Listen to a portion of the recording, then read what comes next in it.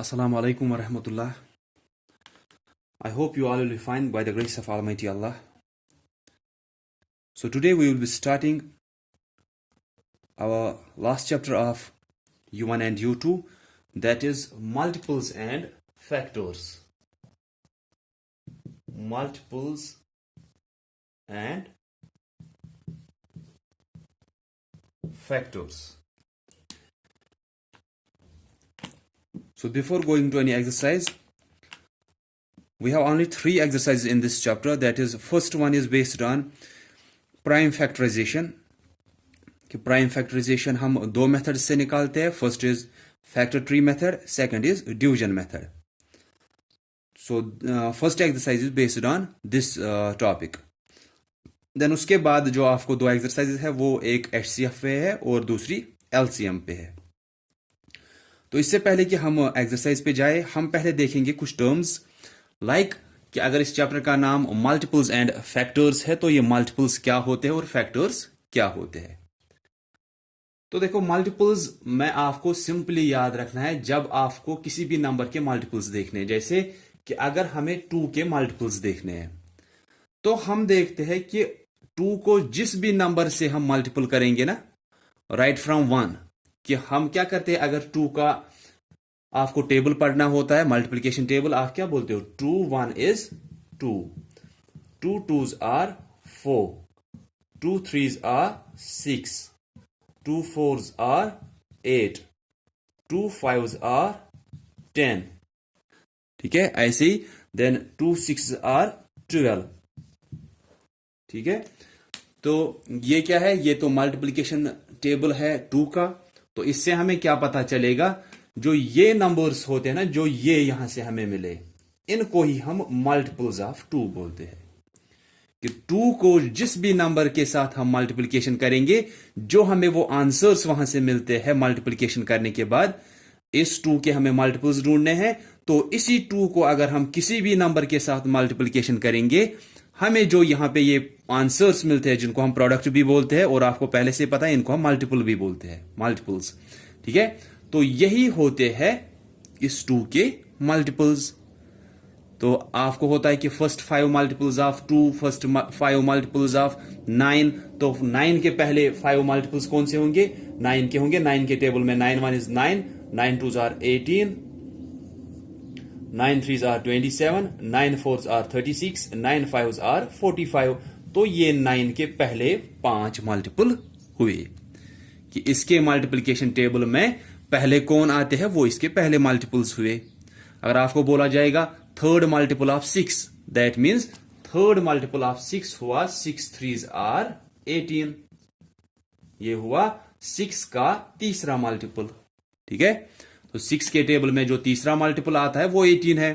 तो किसी भी नंबर के अगर हमें मल्टीपल्स देखने हैं, हम उस नंबर को किसी दूसरे नंबर के साथ मल्टीप्लिकेशन करते हैं राइट फ्रॉम 1.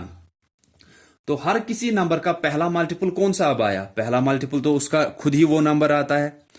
और ये याद रखना है कि हर किसी नंबर का पहला मल्टीपल खुद वो नंबर होता है. और लास्ट मल्टीपल कौन सा होगा फिर? सबसे बड़ा मल्टीपल. सबसे बड़ा मल्टीपल कोई नहीं होता है. जैसे कि अगर हमें बोलना है इस 2 का सबसे बड़ा मल्टीपल क्या है, हम तो इसको किसी भी नंबर के साथ मल्टीप्लिकेशन कर सकते हैं. लैक्स में, करोड़ में, मिलियंस में, बिलियंस में, किसी भी नंबर के साथ हम इसको मल्टीप्लिकेशन कर सकते हैं और हमें आंसर्स मिलेंगे एज मल्टीपल्स. तो सबसे बड़ा कोई मल्टीपल किसी नंबर का नहीं होता है. हाईएस्ट मल्टीपल कोई होता नहीं है. अब यह है कि आप लोवेस्ट वहां पे देख सकते हो. जैसे हमने देखा 2 का पहला मल्टीपल 2 आ रहा है, 9 का पहला मल्टीपल 9 आ रहा है. तो हर किसी नंबर का पहला मल्टीपल खुद वो नंबर होता है और हर किसी नंबर का कोई सबसे बड़ा मल्टीपल नहीं होता है.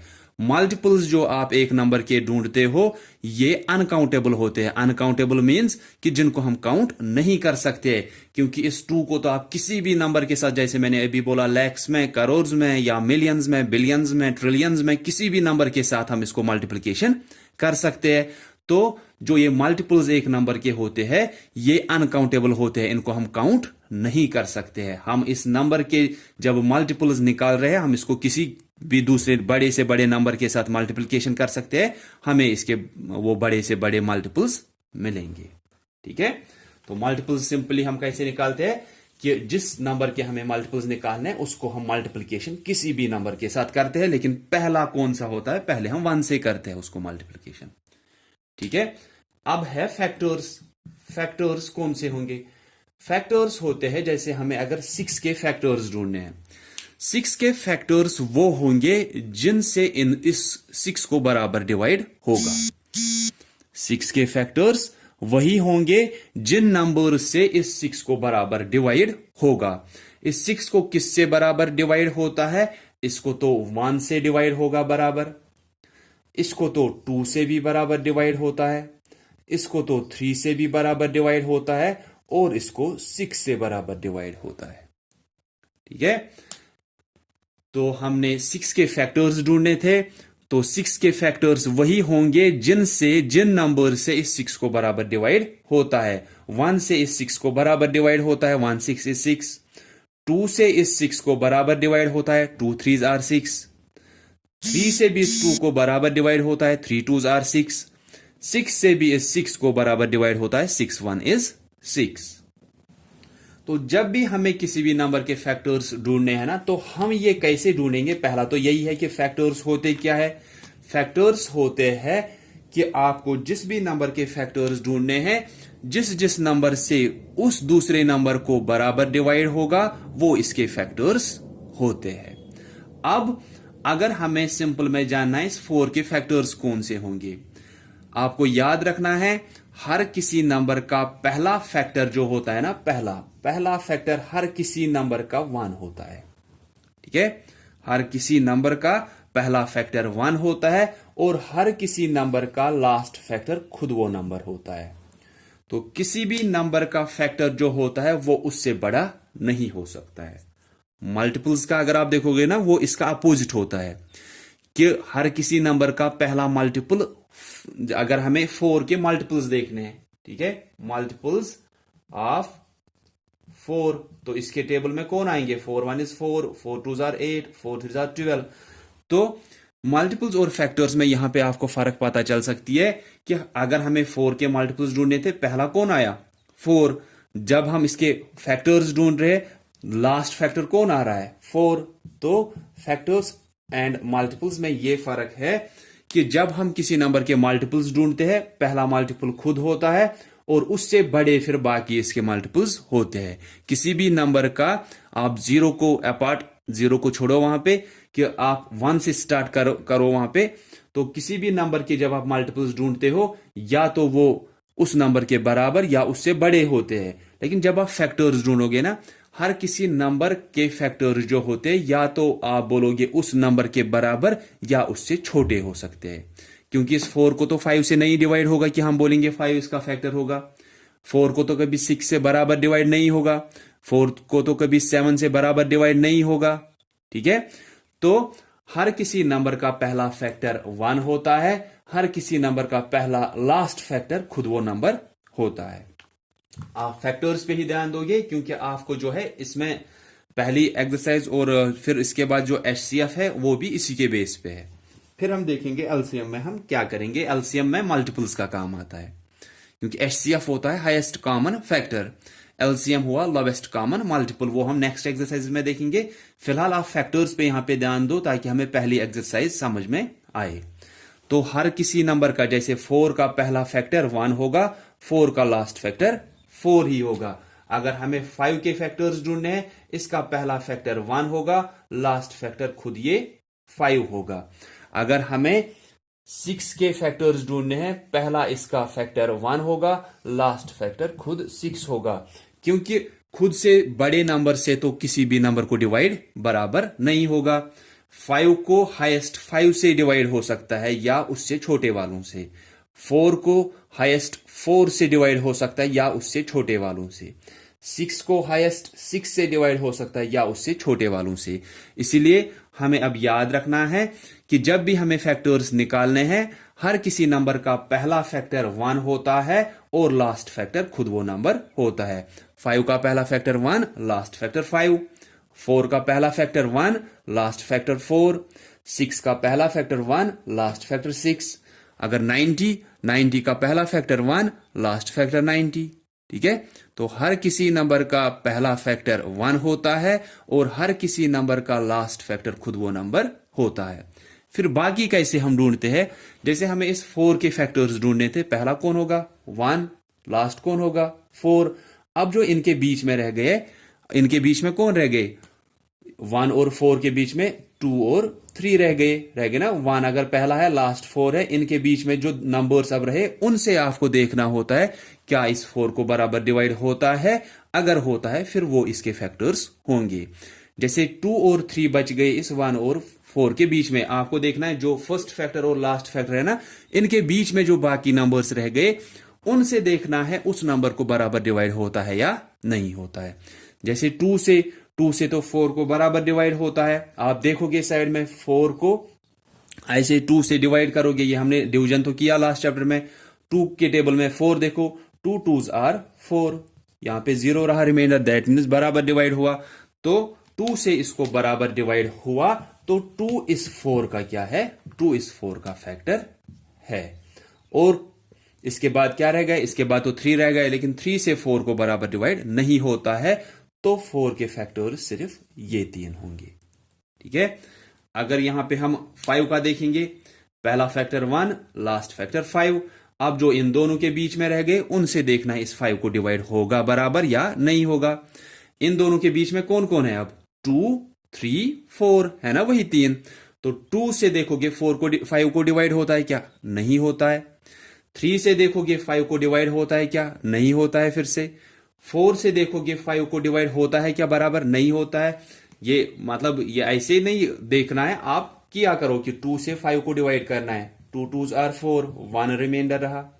3 से करना है 5 को डिवाइड, 3 1 इज 3, क्योंकि 3 2s आर 6 तो इससे ज्यादा होगा, यहां पे 2 रहा रिमाइंडर, नहीं हुआ बराबर डिवाइड।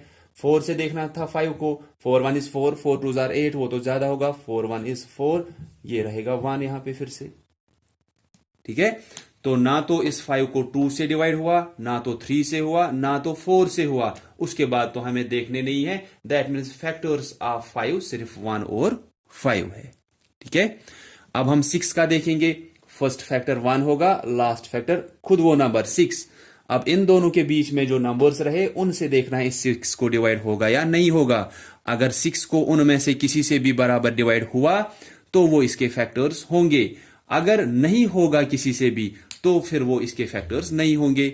आप देखोगे 2 3 4 और 5 रह गए। आप देखोगे 2 से 6 को डिवाइड होता है क्या, और आप देखोगे यहां पे फिर हमें जो होता है ना कि फैक्टर्स हम ढूंढ रहे हैं ऐसे कि फिर उससे होता है क्या, फिर बाकियों से देखते हैं, यहां पे हमारा फिर थोड़ा कम होगा। वो कैसे होगा, आप ध्यान दोगे कि हमें किसके ढूंढने थे, 6 के। ठीक है, हम क्या बोल रहे हैं, पहला फैक्टर इसका 1 होगा और लास्ट फैक्टर खुद ये नंबर, दैट मीन 6। अब इन दोनों के बीच में जो नंबर्स रहे उनसे देखना है इसको डिवाइड होगा या नहीं होगा। 1 के बाद पहले 2 आता है, तो 2 से देखेंगे 6 को डिवाइड होता है क्या, 2 से 6 को डिवाइड होता है क्या। 2 1 is 2, 2 2s are 4, 2 3s are 6, 2 3s are 6। हाँ, यहां पे तो बराबर डिवाइड हुआ क्योंकि रिमाइंडर 0 रहा। अब 2 से जब डिवाइड हुआ ना, आप देखोगे उसी टाइम कोशेंट क्या रह रहा है, क्योंकि जब आप 1 से इसको असल में डिवाइड कर रहे हो ना इस 6 को, ऐसे 1 6 इज 6 बराबर हुआ, रिमाइंडर 0 रहा। उस टाइम कोशेंट क्या था, उस टाइम तो हमने 1 यहां से लिखा, उस टाइम कोशेंट 6 था, वो 6 हम यहां से असल में लिखते हैं। अब जब हमने 2 से देखा ना इसको, तो हुआ 2 से, अगर नहीं होता फिर तो नहीं देखना था। अगर रिमाइंडर यहां 0 के बगैर कुछ और रहेगा, दैट मीन्स नहीं हो रहा है बराबर डिवाइड। लेकिन जब इसको बराबर डिवाइड हुआ 2 से, तो लेकिन कहां पे हुआ, जब कोशेंट 3 था। तो इसलिए 2 से तो हुआ, हम 2 यहां से लिखेंगे, जो कोशेंट रहा वो यहां से, दैट मीन्स इसको 3 से भी बराबर हो रहा है। इससे क्या होगा, इससे एक चीज होगी कि हमने पहले क्या बोला कि 1 और 6 के बीच में जो बाकी सभी नंबर्स रहते हैं, जब आपको एक नंबर यहां से मिला ना कि 2 से इसको डिवाइड हुआ, लेकिन कहां पे 2 से हुआ, जब 2 को 3 से, ऐसे 2 3s are 6 ऐसे हुआ था। क्या बोल रहा हूं कि 1 पहला फैक्टर तो इसका होगा, 6 लास्ट फैक्टर तो इसका होगा। अब जो बाकी जो बीच में रहते हैं उनसे तो सबसे देखना था, लेकिन यहां पे हमारा थोड़ा काम होता है। कैसे कि 2 से तो हुआ इसको डिवाइड, हमने देखा कहां पे हुआ, 2 3s are 6। जब 2 से हुआ ना, आप देखोगे यहां पे क्या नंबर आ रहा है, कोशेंट, दैट मीन्स दूसरे साइड से क्या आ रहा है इसको, 2 3s are 6 हुआ था, 2 3s are 6, तो 2 इस साइड 3 इस साइड, जैसे 1 इस साइड था 6 इस साइड, वैसे ही 2 से तो हुआ, लेकिन कहां पे हुआ इसको बराबर 6 को, 2 3s are, तो 2 यहां से 3 यहां से। इससे देखो हमें क्या होता है, अब जो आपको ये दो नंबर्स मिले ना, अब सिर्फ हमें इन दोनों के बीच में देखने होते हैं कि जो बाकी रहेंगे उनसे इस 6 को होता है या नहीं होता है। फिर हमें बाकियों से नहीं देखना होता है कि इससे ऊपर रहा ना 4 और 5, उनसे नहीं देखना होता है। फिर जब आपको एक फैक्टर मिला 2 कि 2 से हो रहा है, लेकिन कहां पे 2 3s are, तो 2 यहां से 3 यहां से, उसके बाद आपको देखना है इन दोनों के बीच में अब जो रहे सिर्फ उनसे देखना होता है इस 6 को डिवाइड होता है क्या।